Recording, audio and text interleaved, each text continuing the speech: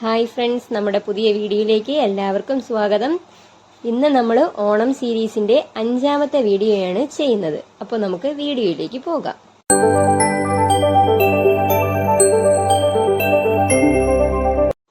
നമ്മളിന്ന് സദ്യക്കുള്ള വെളുത്തുള്ളി അച്ചാറാണ് ഉണ്ടാക്കുന്നത്. അതിനായിട്ട് നമ്മൾ ക്ലീൻ ചെയ്തതിന് ശേഷം 300 ഗ്രാം വെളുത്തുള്ളിയുണ്ട്. അത് കഴുകി വൃത്തിയാക്കി അതിന്റെ വെള്ളമെല്ലാം മാറ്റിയിട്ടാണ് വച്ചിരിക്കുന്നത്.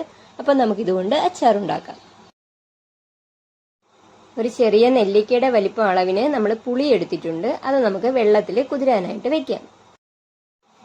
ചട്ടി ചൂടാക്കിയിട്ട് അതിലേക്ക് നമുക്ക് നല്ലെണ്ണ ഒഴിച്ചു കൊടുക്കാം. നമ്മളിപ്പോൾ ഒരു 1/2 കപ്പ് നല്ലെണ്ണയാണ് ഒഴിച്ചു കൊടുക്കുന്നത്. അച്ചാർ ഉണ്ടാക്കുമ്പോൾ എപ്പോഴും നല്ലെണ്ണ ഒഴിക്കുമ്പോഴാണ് അതിന് ടേസ്റ്റ് കിട്ടുന്നത്.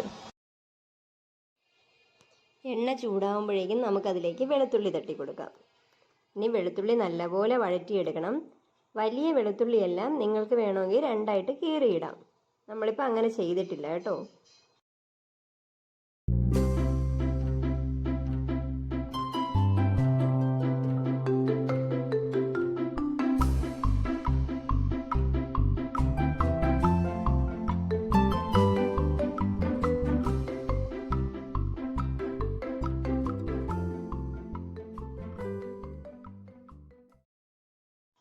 നമ്മൾ ഇത്രയും എണ്ണ ഒഴിച്ചു കൊടുത്തത് വെളുത്തുള്ളി എല്ലാം വറുത്ത് കോരിയെടുക്കാനാണ്. ഇത്രയും എണ്ണയുടെ ആവശ്യമില്ല.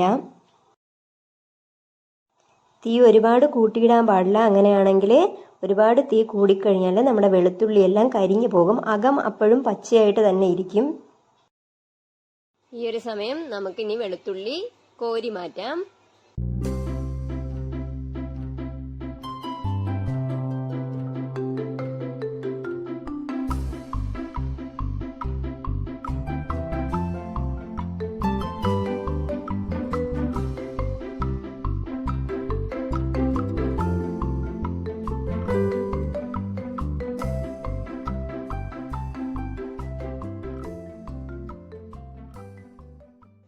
വെളുത്തുള്ളി എല്ലാം നമ്മൾ കോരി എടുത്തു. ഇനി ഇത് തണുത്തോട്ടെ.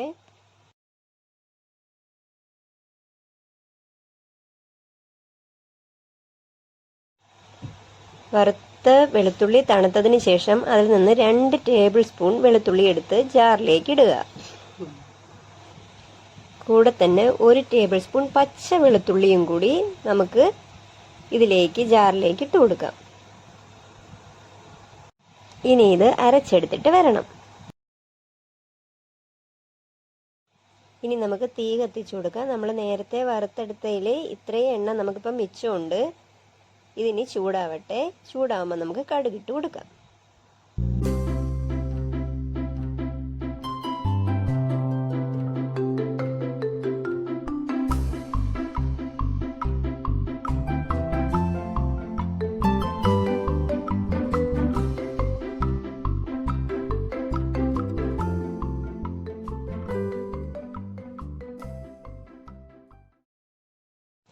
കടുകെല്ലാം പൊട്ടുമ്പോഴേക്കും ഒരു 3-4 വറ്റൽമുളകും കൂടി ചേർത്ത് കൊടുക്കാം. കൂടെ തന്നെ കറിവേപ്പിലയും കൂടെ ചേർത്ത് കൊടുത്ത് നല്ലപോലെ വഴറ്റിയെടുക്കാം.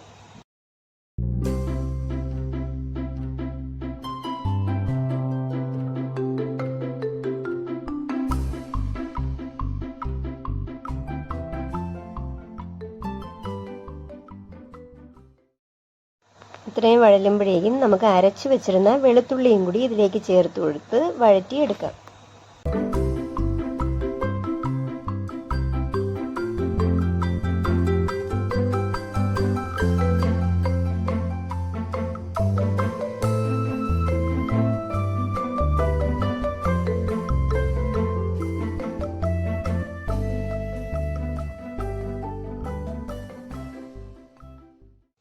പച്ച വെളുത്തുള്ളിയുടെ ചേർത്തിരിക്കുന്നത് കൊണ്ട് ഇത് നല്ലപോലെ വഴറ്റിയെടുക്കണം. നമ്മൾ പച്ച വെളുത്തുള്ളി ചേർത്തത് എന്തിനാന്ന് വെച്ച് കഴിഞ്ഞാൽ വെളുത്തുള്ളിയുടെ ടേസ്റ്റ് നല്ലപോലെ കിട്ടാൻ വേണ്ടിയിട്ടാണ്. നല്ലൊരു ടേസ്റ്റ് കിട്ടും.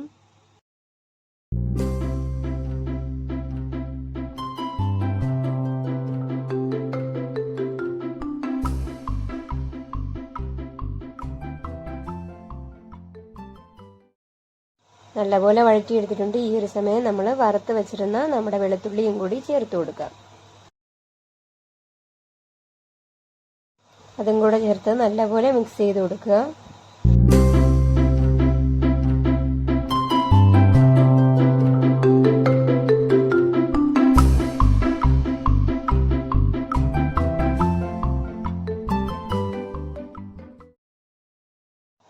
സമയമാകുമ്പോഴേക്കും നമുക്ക് ഇതിലേക്ക് പൊടികൾ ഇനി ചേർത്ത് കൊടുക്കാം. 1/2 ടീസ്പൂൺ മഞ്ഞൾപ്പൊടി ചേർത്ത് കൊടുക്കാം. 4 ടീസ്പൂൺ കാശ്മീരി മുളക് പൊടി ചേർത്ത് കൊടുക്കാം. സാധാരണ മുളക് പൊടിയാണെങ്കിൽ 3 ടീസ്പൂൺ മതിയായിരിക്കും. ഇനി ഇതിൻ്റെ പച്ചമണം മാറ്റിയെടുക്കുക.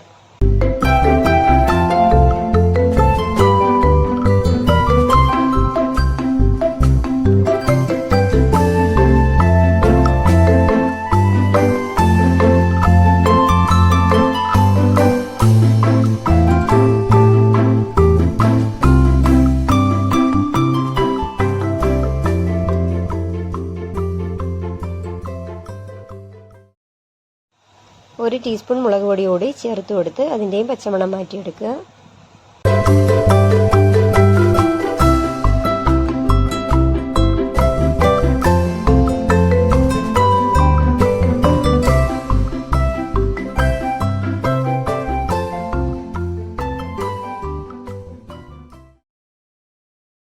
അര ടീസ്പൂൺ കായപ്പൊടി കൂടി ചേർത്ത് കൊടുത്ത് അതിൻ്റെയും പച്ചമണം മാറ്റിയെടുക്കണം.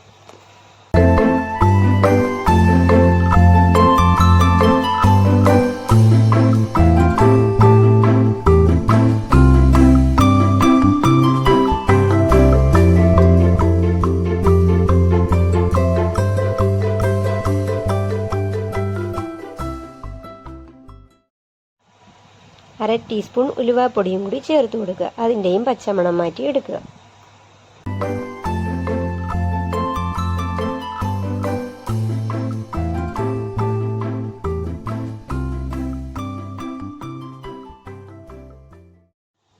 ഈ ഒരു സമയം നമുക്കിതിലേക്ക് പുളി പിഴിഞ്ഞതുകൂടി ഒഴിച്ചു കൊടുക്കാം. നിങ്ങൾക്ക് വേണമെങ്കിൽ പുളിക്ക് വേണ്ടി വിനാഗിരി യൂസ് ചെയ്യാം. നമ്മളിപ്പോൾ എന്തായാലും പുളിവെള്ളമാണ് യൂസ് ചെയ്യുന്നത്. ഇപ്പം നമ്മൾ കുറച്ചേ ഒഴിച്ചിട്ടുള്ളൂ. കുറച്ച് കഴിഞ്ഞ് നമ്മൾ ടേസ്റ്റ് നോക്കിയിട്ട് വേണമെങ്കിൽ നമുക്ക് വീണ്ടും ചേർത്ത് കൊടുക്കാം.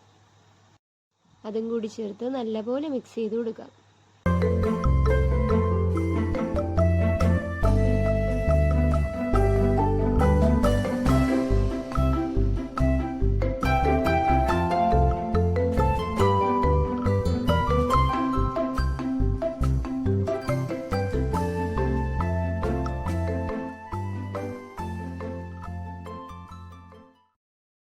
ഈ ഒരു സമയം നമുക്കിതിലേക്ക് ആവശ്യമായിട്ടുള്ള അത്രയും ഉപ്പ് ചേർത്ത് കൊടുക്കാം. നമ്മളിപ്പോൾ 1 ടീസ്പൂൺ ഉപ്പാണ് ചേർക്കുന്നത്. നിങ്ങൾ നിങ്ങളുടെ ടേസ്റ്റ് നോക്കിയിട്ട് മാത്രം ചേർത്ത് കൊടുക്കുക.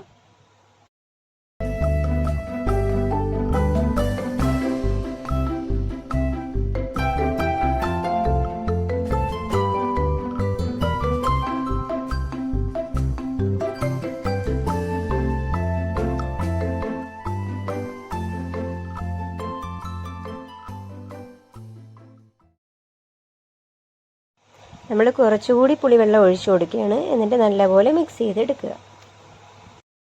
നമ്മളൊരു നെല്ലിക്ക വലിപ്പത്തിലുള്ള പുളി 1/2 കപ്പ് വെള്ളത്തിലായിരുന്നു കുതിർത്ത് വെച്ചിരുന്നത്. അത്രയും വെള്ളം നമ്മളിപ്പോൾ എന്തായാലും ഒഴിച്ചു കൊടുത്തിട്ടുണ്ട്. നിങ്ങളുടെ ടേസ്റ്റിനനുസരിച്ചിട്ട് മാത്രമേ അത്രയും പുളി ഒഴിക്കാവൂ.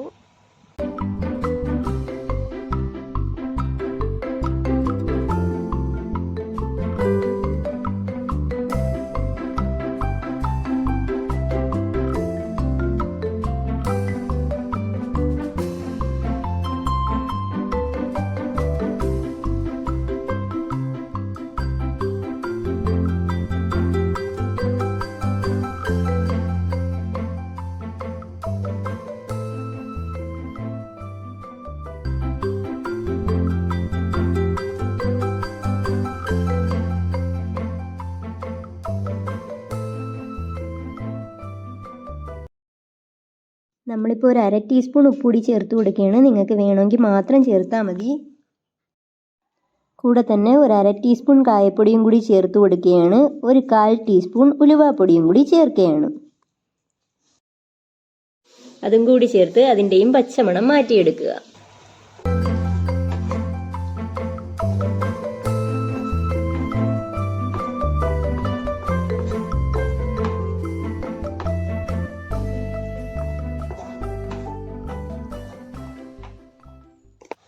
ഈ ഒരു സമയം നമ്മളിതിലേക്ക് ഒരു 1/4 കപ്പ് ചൂടുവെള്ളം കൂടി ഒഴിച്ചു കൊടുക്കുകയാണ്. എന്നിട്ട് നല്ലപോലെ മിക്സ് ചെയ്ത് കൊടുക്കുക.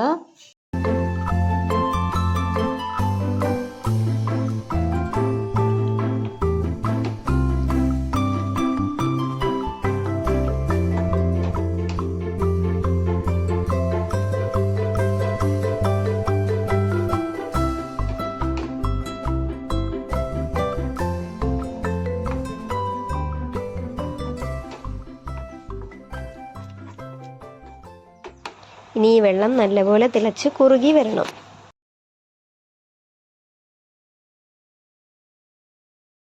നമ്മുടെ അച്ചാർ നല്ലപോലെ കുറുകി അതിലെ വെള്ളമെല്ലാം വറ്റിയിട്ട് നമ്മൾ ആദ്യം കടുക് വറുത്തപ്പോൾ ഒഴിച്ചു കൊടുത്ത എണ്ണയെല്ലാം നല്ലപോലെ തെളിഞ്ഞു വന്നിട്ടുണ്ട്. ഇതാണ് ഇതിൻ്റെ പരുവം.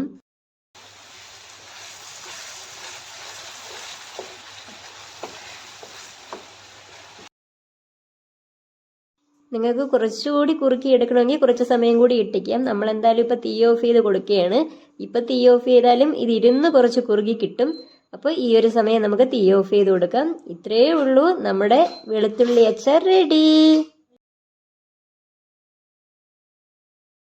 അപ്പോൾ ഈ ഓണത്തിന് എല്ലാവരും സദ്യയുടെ കൂടെ ഈ വെളുത്തുള്ളി അച്ചാർ ഒന്ന് ട്രൈ ചെയ്ത് നോക്കണം. നിങ്ങൾക്ക് എന്തായാലും ഇഷ്ടപ്പെടും. വളരെ സിമ്പിളാണ്. ഇഷ്ടപ്പെടുവാണെങ്കിൽ ലൈക്ക് ചെയ്യണം, ഷെയർ ചെയ്യണം. നിങ്ങളുടെ സജഷൻസ് കമൻറ്റ് ബോക്സിൽ രേഖപ്പെടുത്തണം. സബ്സ്ക്രൈബ് ചെയ്യാൻ മറന്നുപോയിട്ടുള്ളവരെല്ലാവരും സബ്സ്ക്രൈബും കൂടെ ചെയ്തേക്കണേ. Thank you.